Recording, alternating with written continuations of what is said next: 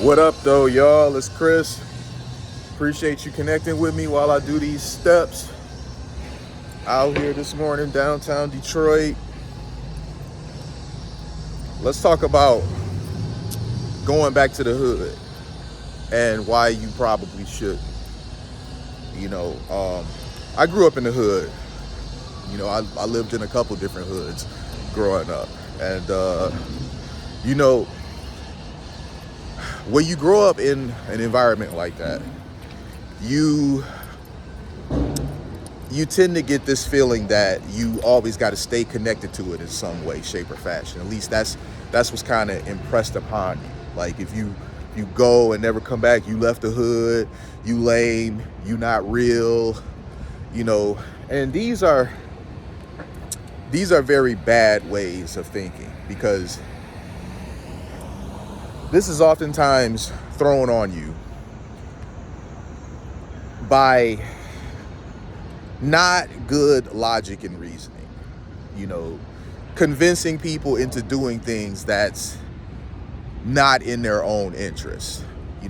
That's what trying to tell people that they need to go back to the hood to still be seen as real. You not keeping it real, you a sellout. It's just foolishness, in my opinion. Because as I said, you're being gaslit, you're being manipulated into doing something that is not in your best interest.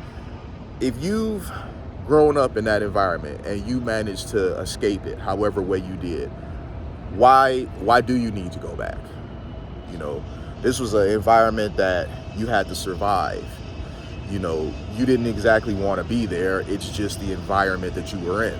You grew up in it, you were raised in it, you learned, whatever street smarts, your street knowledge came from being in there. But this is not something that you ever wanted. It's just where you started at. So you did what you had to do to survive there. Growing up where I did, there's a lot of wisdom that I gained from it that it definitely is valuable. But I never wanted to raise my son there. I had a son when I was 22, 23 years old. I'm a little old. I guess 22. Yeah, he's 28. So yeah, 22 years old.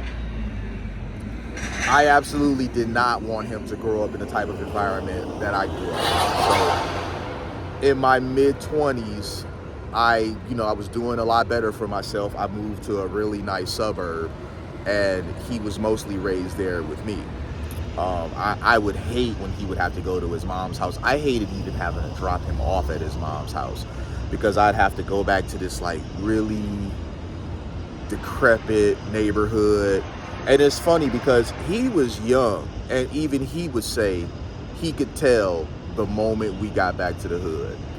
The way the houses look, the way the streets look, he could tell at a young age. He would oftentimes say this because I drove a Mustang at the time. He'd be looking out the window, just watching the environment around him change as we went, from one city to the next, and then ultimately ending up, in the very bad neighborhood that his mom lived in. So I chose never to go back there after I moved. And it wasn't about the fact that I was a sellout or anything like that. I realized that this was not a place that I needed to be. And I just seen so many examples of people who went back to the hood that ultimately ended up being killed for it. They've made it out. They're doing better. Some people, you got haters. You got haters out here and you don't even know it. There's somebody somewhere right now that hates your guts. They despise you enough to kill you, and you don't even know it. You don't even realize it. And by the time you do realize it, it's too late. They've already got you. So I don't know if there's anybody out there like that who was after me.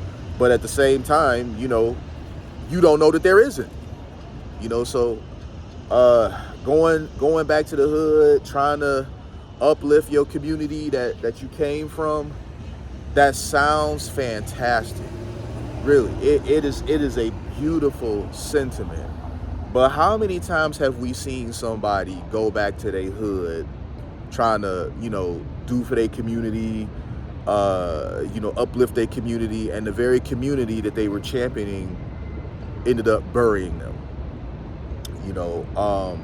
Like look at Nipsey Hussle, fantastic rapper, brilliant brother. Like his mindset was amazing. This was somebody that he was the very thing that he was preaching, about staying, about uplifting your community. That area where he was at, where he opened up a store and was hiring people of the community.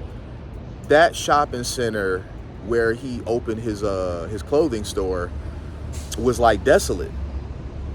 And then what happened? Some hater who he thought he was cool with is who killed him.